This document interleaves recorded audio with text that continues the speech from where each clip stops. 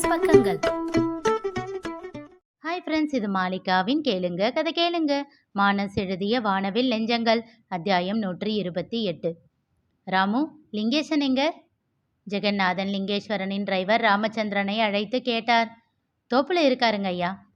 அவர் பதிலை கேட்டு, டேய் தென்னந்தோப்புக்கு போடா என்று தன் டிரைவரிடம் கட்டளை பிறப்பித்தார் ஜெகநாதன். தென்னந்தோப்பில் வேலை நடந்து கொண்டு இருக்க, அங்கே ஓரமாக நிழலில் ஒரு சேரில் அமர்ந்து கண்களை மூடி யோசனையில் ஆழ்ந்து இருந்தார் லிங்கேஸ்வரன். இவன் ஒருத்தன் இந்த கல்யாண பேச்சு ஆரம்பிச்சதிலிருந்து என்னத்தையாவது யோசிச்சுக்கிட்டே இருக்கான் என்று முணுமுணுத்து கொண்டே தன் மகனின் அருகில் சென்றார். டேய் என்றவர் அவர் தோளில் ஓங்கி ஒரு அடி வைத்தார். திகைத்து கண்களை திறந்தவர் தன் தந்தையை கண்டு, என்னப்பா எதுக்கு இப்போ அடிச்சிங்க என்றார். ஆமா, நீ ஒன்னாப்பு படிக்கிற பையன் உன்னை அடிக்கிறாங்க என்று கிண்டலாக சொல்லிக்கொண்டே, டேய் அரசு, ஒரு சேர் எடுத்துக்கிட்டு வாடா என்று அங்கே வேலை செய்து கொண்டிருந்த ஒருவரிடம் சொல்லிவிட்டு திரும்பினார். அப்பொழுதுதான் தன் மகன் தன்னை முறைத்து கொண்டிருப்பதை கண்டார். இப்போ எதுக்குடா முறைக்கிற? நான் ஒன்றாவது படிக்கும்போது மட்டும் என்னை அடிச்சிருக்கீங்களா என்ன? உறக்க சிரித்தார் ஜெகநாதன். தன் மகனின் இரு பக்க தோளையும் அழுத்தி உலுக்கியவர், என்னடா எப்போ பார்த்தாலும் ஏதாச்சும் யோசனையிலேயே இருக்க, ஃப்ரீயா விடுடா என்றார். தன் தந்தையின் செயலில் அவரை கண்டு புன்னகைத்தார் லிங்கேஸ்வரன். என்னடா சிரிக்கிற? என் அப்பா திடீர்னு என்னை கொஞ்சுறாரே, அதுதான் சிரிப்பு வந்துடுச்சு. யாருடா கொஞ்சனா? அவர் கேட்டுக்கொண்டிருக்கும் போதே நாற்காலி வர, அதனை லிங்கேஸ்வரனின் எதிரில் போட்டு அமர சென்றவரின் கையை பிடித்து நிறுத்தி அந்த நாற்காலியை தன் அருகில் போட்டார் லிங்கேஸ்வரன். அதில் தன் தந்தையை அமர வைத்தார். சரி சொல்லுங்க, என்ன இப்பெல்லாம் ரொம்ப சந்தோஷமா இருக்கிற மாதிரி தெரியுது? பின்ன நம்ம பாப்பாவுக்கு கல்யாணமாக போகுது, அதுவும் அவளுக்கு பிடிச்ச பையன் கூட, அப்போ சந்தோஷமா தானே இருக்கும். நாற்காலியின் கைப்பிடியில் கை வைத்து தன் கன்னத்தை தாங்கி தன் தந்தையை ஆழ்ந்து நோக்கினார் லிங்கேஸ்வரன். என்னடா அப்படி பார்க்குற? நீங்கள் சொல்கிற காரணத்தை எல்லாம் நம்புகிற அளவுக்கு நான் முட்டாள் இல்லைப்பா. உங்கள் அளவுக்கு இல்லைன்னாலும் நானும் கொஞ்சம் புத்திசாலிதான். உறக்க சிரித்தார் ஜெகநாதன். அவர் முகத்தில் தெரிந்த மகிழ்ச்சி கண்டு சந்தோஷம் கொண்டார் லிங்கேஸ்வரன். சரி, நீயே சொல்லு அப்போ, என்ன காரணம் நீ கண்டுபிடிச்ச? பாப்பாவை இங்கேயே கல்யாணம் பண்ணி கொடுத்தா கடைசி வரைக்கும் நான் இங்கேயே உங்கள் கூடவே இருப்பேன், உங்களை விட்டுட்டு போக மாட்டேன், அப்படிதானே? திகைத்தார் அவர். எனக்கு தெரியும்ப்பா, இங்கே வந்த புதுசுல எல்லாம் என்கிட்ட அதிகமாக பேசிக்கிட்டு இருந்தீங்க. ஆனால் அப்போ எல்லாம் நான் வேலையை விட்டு வந்ததை பற்றி உங்ககிட்ட சலிச்சுக்கிட்டு இருந்தேன். அதனால் என்கிட்ட இருந்து ஒதுங்கிட்டீங்க. தேவைக்கு மட்டும் பேசிக்கிட்டு இருந்தீங்க. நீங்கள் என் கூட பேசும்போதெல்லாம் எங்கே நான் இங்கே வந்தது தப்புன்னு சொல்லிடுவேனோன்னு பயந்துக்கிட்டே இருந்தீங்க. ஆனால் இப்போ எல்லாம் தான் அப்படி பேசுறதில்லையே, அப்புறம் ஏன் உங்களுக்கு பயம்? அவர் முகத்தில் இருந்த மகிழ்ச்சி மறைந்தது. அன்னைக்கு ஒரு நாள் உன்கிட்ட சத்தம் போட்டேனே, நீ போகிறதா இருந்தால் போ, சும்மா இதையே சொல்லி எங்களை டார்ச்சர் பண்ணாத, நிம்மதியாக விடு அப்படின்னு உன்கிட்ட சண்டை போட்டதுக்கு அப்புறம் தானே நீ அப்படி பேசுறதில்ல? கரெக்டு தான்ப்பா. அன்னைக்கு நான் வருத்தப்பட்டதுல இருந்து நீ அப்படி பேசுறதில்லன்னு தெரியும். ஆனால் உன் மனசில் என்ன இருக்குன்னு எனக்கு தெரியாதில்ல. இப்போ பாப்பா இந்த ஊர்லேயே தான் இருப்பா. அதனால எங்களுக்காக இல்லைனாலும் பாப்பாவுக்காக நீ எங்களை விட்டு போக மாட்டே இல்லை, அந்த சந்தோஷம்தான். ஏன்பா அப்படி சொல்கிறீங்க? எனக்கு உங்கள் மேலே பாசம் இல்லையா? வேதனை நிறைந்த குரலில் கேட்டார் லிங்கேஸ்வரன். சச்ச, நான் அப்படி சொல்லலடா. உங்கள் அம்மாவை நினச்சி கொஞ்சம் கஷ்டமாக இருந்தது. நீ பிறக்கிறப்பவே ரொம்ப காம்ப்ளிகேஷன்ஸோடு பிறந்த. ஆனாலும் இன்னொரு குழந்தை வேணும்னு அவள் ஆசைப்பட்டா. நான் தான் அவளோட உடல்நிலையை கன்சிடர் பண்ணி வேண்டாம்னு மொத்தமாக மறுத்துட்டேன். இவன் ஒருத்தன் இருக்கான் இல்லை, போதும் அப்படின்னு சொல்லிட்டேன். நீ எங்கள் கூட இல்லாமல் வேலைக்கு போனப்போ அவள் ரொம்ப வருத்தப்பட்டா. எப்படியும் கொஞ்சம் வருஷம் கழித்து அவனை இங்கே கூப்பிட்டுக்கலாம் அப்படின்னு சமாதானம் பண்ணி வச்சேன். ஆனால் உனக்கு இங்கே வர விருப்பமே இல்லை. அதனால தான் என்னால் முடியலன்னு சொல்லி உன்னை வர வச்சேன். அப்போவும் நீ திரும்ப போகணும்னு சொல்லிக்கிட்டே இருந்த. இங்கே இருக்கிறதுக்கு சலிச்சுக்கிட்டே இருந்த. அதில் உங்கள் அம்மாவுக்கு ரொம்ப வருத்தம். இங்கே அவனுக்கு என்னங்க கஷ்டம்? தொழில் இருக்குது, சொத்து இருக்குது. நாமளும் அவங்கள எதுவும் சொல்கிறது இல்லையே. ஜெயந்தியையும் நல்லா தானே பார்த்துக்கிறோம், பிள்ளைங்களை பார்த்துக்கிறோம். அப்புறம் அவனுக்கு என்ன குறை? ஏன் இப்படி சொல்லிக்கிட்டே இருக்கான் அப்படின்னு ரொம்ப வருத்தப்படுவா. அதை பார்க்கும்போது என் மனசில் குற்ற உணர்ச்சியாக இருக்கும். இன்னொரு குழந்தை பெற்றுக்கலாம்னு சொன்னாலே, அதை கேட்டிருந்தா இப்போ இந்த பிள்ளை இல்லைன்னா இன்னொரு பிள்ளைன்னு அவள் மனசை மாற்றிக்கிட்டு இருந்திருப்பாளோ அப்படின்னு ஒரு எண்ணம். திரும்பவும் நீ விட்டுட்டு போயிட்டினா அவளால் தாங்க முடியுமான்னு ஒரு பயம். அதுதான் மனசில் அரிச்சிக்கிட்டே இருந்தது.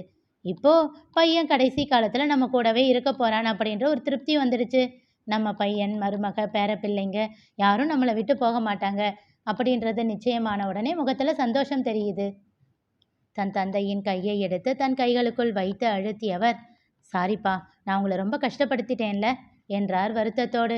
விடு லிங்கேஷா, உண்மையை சொல்லு, உனக்கு இங்கே எந்த குறையும் இல்லதானே? பிடித்திருந்த அவர் கையை எடுத்து அழுத்தமாக முத்தம் வைத்தார் லிங்கேஸ்வரன். அதிர்ச்சியாக தன் மகனை பார்த்தார் ஜெகநாதன். சிறு வயதில் அப்படி செய்பவர்தான். ஆனால் பல வருடங்கள் கழித்து தன் மகனின் முத்தத்தில் அவர் கண்கள் கலங்கின. அப்பா, எப்பவும் எந்த சூழ்நிலையிலையும் உங்களையும் அம்மாவையும் விட்டுட்டு எங்கேயும் போக மாட்டேன், போதுமா? என்றார் புன்னகையோடு. இப்பொழுது தன் மகனிடம் சிறைப்பட்டிருந்த தன் கையால் அவர் கைகளை இழுத்து தன் நெஞ்சோடு அணைத்து கொண்டார் ஜெகநாதன். ரொம்ப சந்தோஷம்டா, தேங்க்ஸ் என்றார். சிறிது நேரம் இருவரும் எதுவும் பேசவில்லை. ஆனால் தன் மகனின் கையை விடாமல் பற்றி கொண்டே இருந்தார் ஜெகநாதன். அதை கண்டு புன்னகைத்தார் லிங்கேஸ்வரன். ஆமா, கேட்கணும்னு நினைச்சேன். அது ஏன் எப்போ பார்த்தாலும் ஏதோ யோசனையோடவே இருக்க? இன்னும் 4 நாள்ல நிச்சயதார்த்தத்தை வச்சுக்கிட்டு என்ன யோசனை பண்ணிக்கிட்டு இருக்க?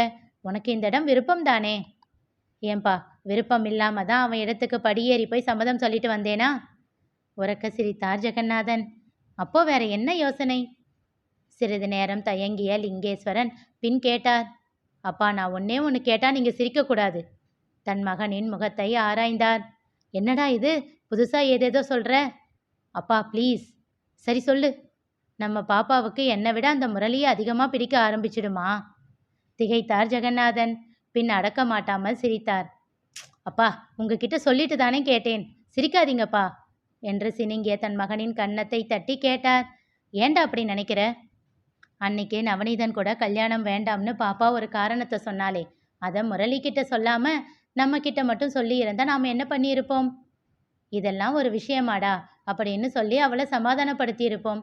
எல்லாம் போக போக சரியாயிடும்னு சொல்லியிருப்போம். என் மனசுலையும் அதே தான்ப்பா தோணுச்சு. ஆனா அந்த முரளி இந்த சின்ன விஷயத்த கூட பெருசா எடுத்துக்கிட்டு அவ மனசை சமாதானம் பண்ணி அப்புறமா கல்யாணத்துக்கு ஏற்பாடு பண்ணிட்டான் இல்ல? அதனால என்னடா? இல்லப்பா, நம்ம சின்ன விருப்பத்தை கூட கன்சிடர் பண்றாரே அப்படின்னு நம்ம பாப்பாவுக்கு என்னை விட அவன் மேல மதிப்பு அதிகமாகிடுமா? ஏற்கனவே பிரச்சனை நடந்தப்போ அவன் சொல்லித்தான் குழப்பத்தில் இருந்தவ தன்னை சரிப்படுத்திக்கிட்டு காலேஜ் போக ஆரம்பிச்சா. அதனால தான் எனக்கு பயமா இருக்கு. தன் மகனை தோளோடு அணைத்து சேர்த்து சிரித்து கொண்டே கூறினார் ஜெகநாதன். ஆனாலும் இது ரொம்ப வித்தியாசமா இருக்குடா. எதுப்பா? பொண்ணை கல்யாணம் பண்ணி கொடுக்கும்போது எங்க இனி நம்மளை விட நம்ம பொண்ணுக்கு அவ புருஷனை தான் அதிகமாக பிடிக்குமோ அப்படின்னு கவலைப்படுற அப்பாவை பார்த்துருக்கேன். ஆனால் இது வித்தியாசமா இருக்கே, அதுதான் சொன்னேன். தன் தந்தையை முறைத்தார் லிங்கேஸ்வரன். அப்பா, அவளுக்கு நவநீதனை பிடிக்கிறதுல எனக்கு எந்த ஆட்சேபனையும் இல்லை. ஏன்னா எல்லா பொண்ணுங்களுக்கும் ஒரு கட்டத்துக்கு மேலே அவங்க புருஷன்தான் வசதியாக தெரிவாங்க. அதனால நான் இதை பற்றி கண்டுக்க மாட்டேன். ஆனால் என்னோட இடத்த முரளி பிடிச்சுவானோ அப்படின்னு பயமா இருக்கு. என்ன லிங்கேஷா, அப்படி நடந்தால் சந்தோஷம் தானே? பாப்பா சந்தோஷமா இருப்பா. அவளுக்கு அங்கே எந்த குறையும் இருக்காது. இங்க நீ அவளை பார்த்துக்கிற மாதிரி அங்கே அவன் பார்த்துக்குவான் இல்லை? என்று சில நொடிகள் அமைதியாக இருந்தவர், ஆனாலும் அவ என் பொண்ணுப்பா என்றார். ஜெகநாதன் பதில் எதுவும் சொல்லாமல் அவரை பார்த்து புன்னகைத்தார். சில நொடிகள் அமைதியாக இருந்த பின் தன் தந்தையை பார்த்து கேட்டார். சின்ன குழந்தை மாதிரி பிஹேவ் பண்ணுறேன் இல்லப்பா என்றவர் தன் பார்வையை திருப்பி கொண்டு கூறினார். ஏனோ எனக்கு முரளியை மட்டும் ஏற்றுக்கவே முடியலப்பா. பல சமயம் அவனை ரொம்ப பிடிக்குது. ஆனால் அதை என் மனசு ஒத்துக்க மாட்டேங்குது. நான் என்னப்பா பண்ணட்டும்? இப்பவும் சொல்கிறேன், அவன் என் கண்ணில் விழுந்த தூசி மாதிரி என்னை உறுத்திக்கிட்டே இருக்கான். நான் ஒன்று சொல்லவா லிங்கேசா, உனக்கு அவன் மேலே கொஞ்சம் பொறாமை. எப்படி உன்னை விட சின்ன பையன் இப்படி இருக்கான்னு. கரெக்டா? அவர் பதில் சொல்லவில்லை. வேண்டாண்டா, அவன் ரொம்ப பாவம். சின்ன வயசுலேயே ரொம்ப கஷ்டத்தை அனுபவிச்சவன். எவ்வளவு கஷ்டம் இருந்தாலும் அவன் குணத்தை எப்பவும் மாற்றிக்கிட்டது இல்லை. தம்பிங்களையும் அப்படி தான் வளர்த்துருக்கான். அவன்கிட்ட மெல்ல பழகிப்பாரு, நீயும் அவனை ஏற்றுக்க ஆரம்பிச்சிடுவ. சரிப்பா, ட்ரை பண்ணுறேன். தன் மனதை சமாதானப்படுத்தி கொண்ட லிங்கேஸ்வரன் அப்பொழுது அறியவில்லை, அவன் ஏன் தன்னை உறுத்தி கொண்டிருக்கிறான் என்ற காரணத்தை அவர் அறிய வரும்போது உடைந்து அழப்போகிறார் என்று. இனி நிகழப்போவது என்ன தெரிந்து கொள்ள தொடர்ந்து கேளுங்க, கதை கேளுங்க. மீண்டும் சந்திப்போம்.